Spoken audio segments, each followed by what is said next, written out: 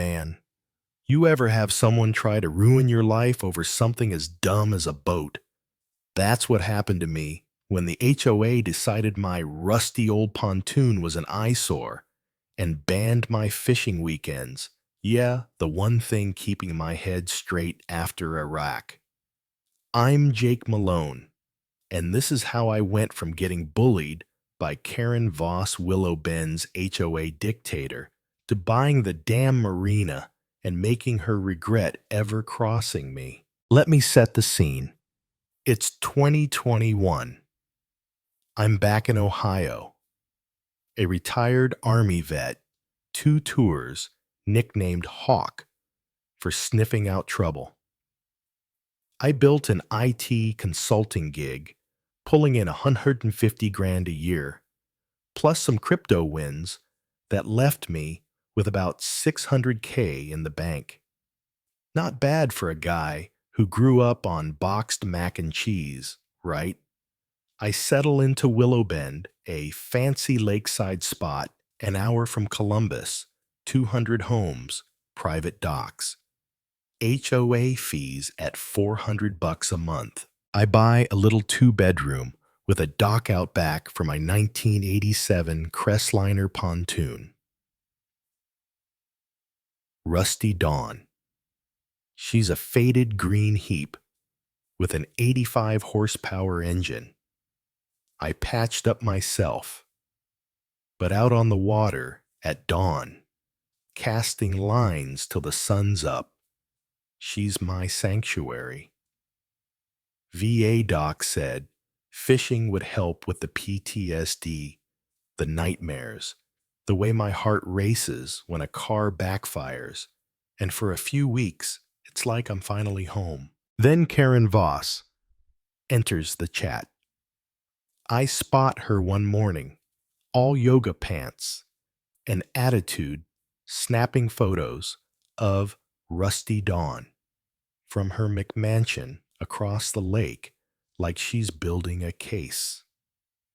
My gut screams trouble, same as it did when I'd spot a glint in Fallujah. Sure enough, a week later, I get a certified letter. Mr. Malone, your watercraft violates our aesthetic standards. Signed, Karen HOA President. Says Rusty Dawn's unkempt vibe doesn't fit their snooty community, and I've got 14 days to fix it or pay $50 a day. I dig into the bylaws, vague nonsense about boats needing to elevate appeal, the kind of BS designed to target whoever they don't like. So, I hit back military style, a letter citing the bylaws' fuzziness legal cases on shady enforcement. Even my VA record showing fishing keeps me sane. Send it certified mail thinking. Karen'll back off when she sees I'm not scared. Yeah, no. Karen's not just some busybody. She's a suburban tyrant who takes pushback like a declaration of war. 2 days later, she calls an emergency HOA meeting with barely 24 hours notice, shady as hell, against their own rules. I show up to this sterile community center. Feels like a court-martial with fluorescent lights. Karen's at a folding table glaring like she's judge and jury with 4 board members who'd rather be anywhere else. I'm the only resident there, which should have tipped me off. She slaps down a motion, calling my boat non-conforming, and it passes 4-1. One guy muttering about bad precedent, before Karen's death stare shuts him up.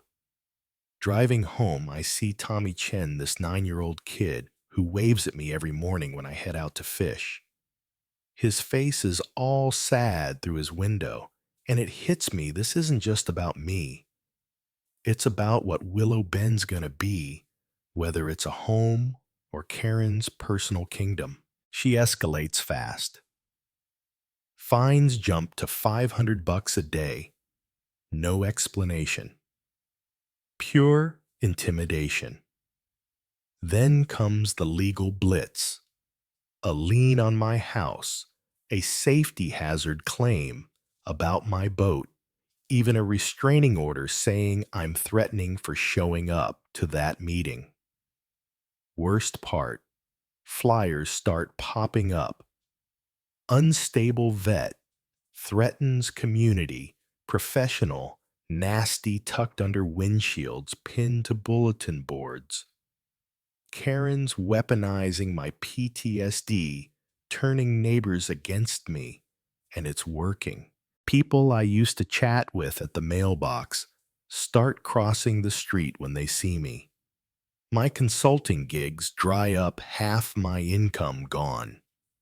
I'm barely sleeping, hearts pounding, calling the VA crisis line at 3 a.m. to keep from losing it. That's when I build my squad. My neighbor Maria Torres, a Navy nurse who saw action in Afghanistan, lays it out over coffee on my deck. Jake Cairns, purging anyone who doesn't fit her rich white fantasy. You're just the latest. She hooks me up with our crew, Ray Carter, a Vietnam vet who's watched Willow Bend go from chill to elitist. Lisa Grant, a JAG lawyer who knows HOA law cold. Mike Dunn, a contractor who gets the money side. And Tony Ruiz, my old army buddy, now doing cyber for the feds.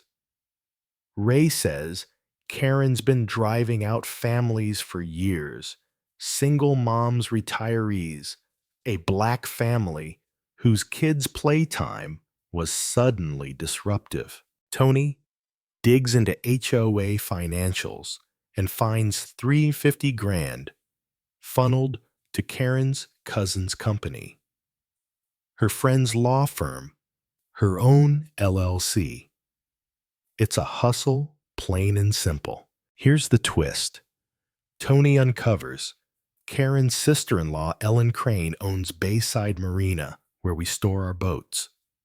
They're in a vicious family feud over an inheritance, lawsuits, bad blood, you name it.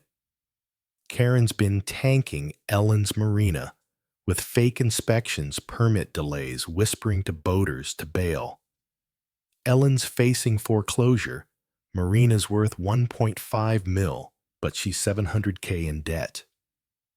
I meet her at a diner outside town.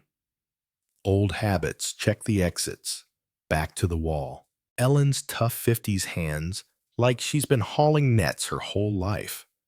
Over coffee, she spills how Karen cheated her out of $2 million, then used the HOA to crush her business.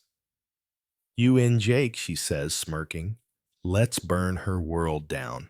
I buy the Marina for $1,500K down, rest financed. Day one. I run it like a military op, cameras for evidence. 2 vet hires, docks so clean you could eat off them. Boaters notice slips fill up. Tony finds the HOA's lake access deal expires soon, and I'm holding the cards. Karen's been paying $50K a year for exclusive access, laughable, next to the $300K market rate. I draft a new contract, $300K annually plus profit sharing to cut HOA fees and build a playground. Karen catches wind. I am at